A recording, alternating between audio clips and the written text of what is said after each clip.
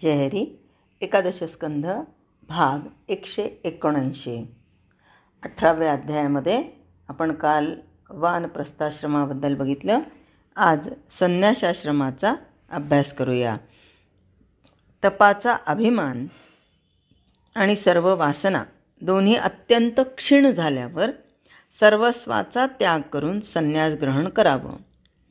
असा साधनी पुरुष म्हणजे वैराग्यानं आणि विवेकज्ञानानं संपन्न असलेला पुरुष संन्यास दीक्षा ग्रहण करू लागला म्हणजे त्याला अनेक विघ्न येतात.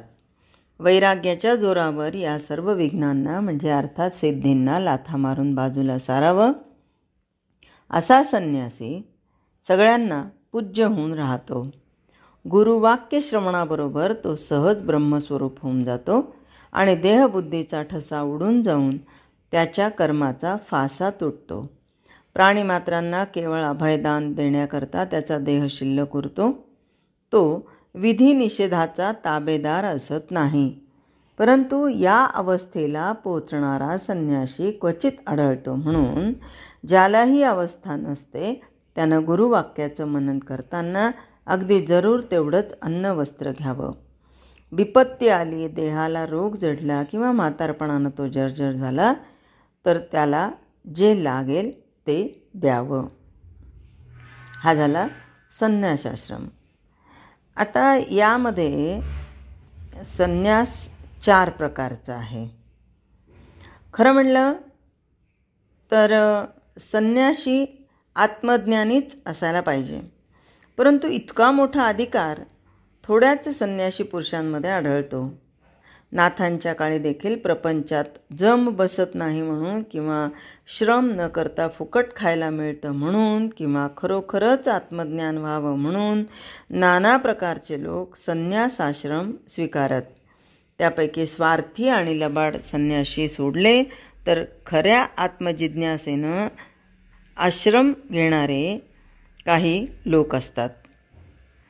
तर अशा साधनी संन्याशांनी आत्मानुसंधानाचा अभ्यास कसा करावा याचं उत्तम वर्णन नाथांनी इथे केलेलं आहे. संन्यास ह्या 4 प्रकारचा कुटीचक्र, बहुदक, हंस आणि परमहंस. ज्याला ध्यान आणि ज्ञान दोन्ही साधलेलं नसतं, ज्यानं स्वधर्म कर्म टाकून दिलेलं आणि जो अन्नासाठी आपल्या गावातच राहतो, नेहमी पुत्राच्या घरीच भिक्षा मागतो आणि त्याच्याच दारात पर्णकुटी बांधून राहतो, त्याला कुटीचक असं संन्यासी म्हणतात. जो शिखासूत्राचा त्याग करतो, त्रिदंडाचं ग्रहण करतो, मोठा कर्मठ असतो पण ज्याच्या अंगी वैराग्य नसतं, तसंच ज्याची ज्ञानावर निष्ठा नसते त्याला बहुदक संन्यासी म्हणतात. हे दोन्ही संन्यासी आश्रमाला कमीपणा आणतात. ज्याच्या अंगी निस्सीम वैराग्य असतं, जो शिखासूत्र आणि कर्म सोडून आत्मचिंतनाचा अभ्यास करतो, तसंच ज्याची ज्ञाननिष्ठा तीव्र असते त्याला हंस असं म्हणतात.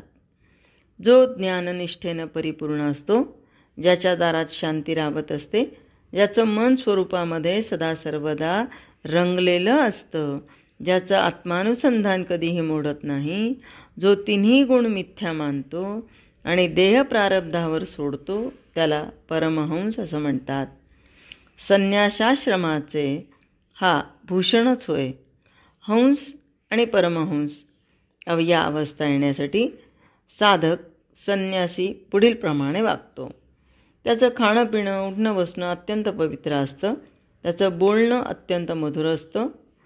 तो सहसा मौन ठेवतो, पण बोलायचंच झालं तर सत्यभाषण किंवा ओंकाराचा उच्चार करतो.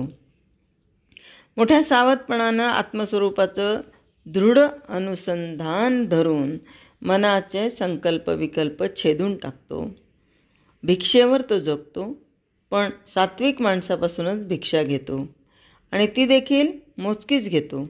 जी भिक्षा मिळेल त्यापैकी थोडा भाग प्राण्यांचा आणि अतिथीला देऊन उरलेलं थोडं अन्न स्वतः खातो. एकाच गावात तो फार दिवस राहत नाही. प्रसिद्ध आणि पवित्र पुण्यक्षेत्रात वास करतो. पण तिथे देखील पवित्र, निर्जन आणि एकांत अशी जागा पाहून आत्मानंदातच रममाण होण्याचा अभ्यास ठेवतो. अशा रीतीनं मनापासून अभ्यास झाला म्हणजे संन्याशाच्या अंतःकरणातील वासना समूळ नाहीशी होते, पण त्याची देहबुद्धी क्षीण होऊन त्याला शरणागती साधते. शरणागतीनं तो ब्रह्मस्वरूप बनतो. त्यानंतर तो बालकासारखा तरी वागतो किंवा उन्मत्तासारखा राहतो. देहाभिमान सुटल्यानं मानापमान सुखाचं सहन करतो आणि वेदांताचं रहस्य जाणतो, परंतु कधी वादविवाद करत नाही किंवा लोकांमध्ये डौल मिरवत नाही. कोणी निंदा केली, स्तुती केली, तिरस्कार केला किंवा अपमान केला तरी त्याचं सुखदुःख त्याला होत नाही. का तर त्याच्या वागणुकीनं जीवमात्रांना सुखच होतं. सर्व प्राणीमात्रात एकच परमात्मा भरलेला आहे असा प्रत्यक्ष अनुभव असल्यानं तो कधी कुणाचं वैर करत नाही. साकार काय किंवा निराकार काय दोन्ही ब्रह्मच आहेत अशा त्याचा जो निर्धार असतो, त्या निर्धारामुळं देहाचे सुखदुःखादी भोग सगळे प्रारब्धाधीन असतात असा त्याचा निर्धार असल्यानं देहाजवळ जशी छाया असते तसा ज्ञात्याला त्याचा देह दिसतो. केवळ प्रारब्धानं त्याचा देह चालत राहतो, म्हणून देहाचं सुखदुःखादी भोग सगळे प्रारब्धाधीन असतात असा त्याचा निर्धार असतो. यानंतर नाथ महाराज सांगतात की 4ही आश्रम आपापल्या परीनं चांगलेच आहेत, यात शंका नाही, परंतु त्यातल्या त्यात गृहस्थाश्रम हा व्यक्तीच्या आणि समाजाच्या दृष्टीनं अधिक विधायक आहे असं नाथांचं स्पष्ट मत आहे. तिन्ही आश्रमांना गृहस्थाश्रम थारा देतो. इतकंच नव्हे तर इतर आश्रमांचा दृष्टिकोन आता गृहस्थानं ठेवला तर प्रपंचात राहून ब्रह्मानुभवाची सर्वात वरची पायरी गाठता येते. पण या अवस्थेला ते परमभक्ती म्हणतात. शिवाय नैष्टिक ब्रह्मचर्य आणि खरा संन्यास या दोन्हींचे अधिकार केव्हाही विरळच असतात. बहुजन समाज गृहस्थाश्रमाचाच अधिकारी असतो. हे जर खरं तर गृहस्थाश्रमच अध्यात्मदृष्ट्या जितका उत्तम करता येईल तेवढा करण्याचा प्रयत्न करणं हे समाजाचा कोणत्याही परिस्थितीत श्रेयस्करच ठरतं. नाथांनी स्वतः असा आदर्श गृहस्थाश्रम करून दाखवला, म्हणून त्यांच्या सांगण्याला प्रत्यक्ष अनुभवाचा पाया आहे आणि संन्याशाला अंतर्बाह्य इंद्रियांचा निग्रह पाहिजे. तसंच शांती त्याचा मुख्य गुण असून अहिंसा त्याचा स्वधर्मच तसंच शांती त्याचं मुख्य गुण असून अहिंसा त्याचा स्वधर्माचाच होय. तपप्रधान आणि जीवप्रधान जीवप्रस्थाचा स्वधर्म असून संपूर्णपणे व्रतस्थ राहणं हा ब्रह्मचर्याचा मुख्य गुण आहे. काही लोक अंगात वैराग्य न आणता विषयाची विरक्ती न होता उगीच दुसऱ्याचं पाहून केवळ पोटासाठी संन्यास घेतात. इंद्रिय आवरल्या वाचून संन्यास घेणं म्हणजे केवळ विटंबना होय. अशा संन्याशाला कधीच ब्रह्मज्ञान होणार नाही. त्याचा संन्यास म्हणजे केवळ नटाचं सोंग असतं. परंतु जो मनुष्य खरा ब्रह्मचारी किंवा वानप्रस्थ किंवा संन्यासी आहे त्याला गृहस्थाश्रमी पुरुषानं यथायोग्य मदत करावी.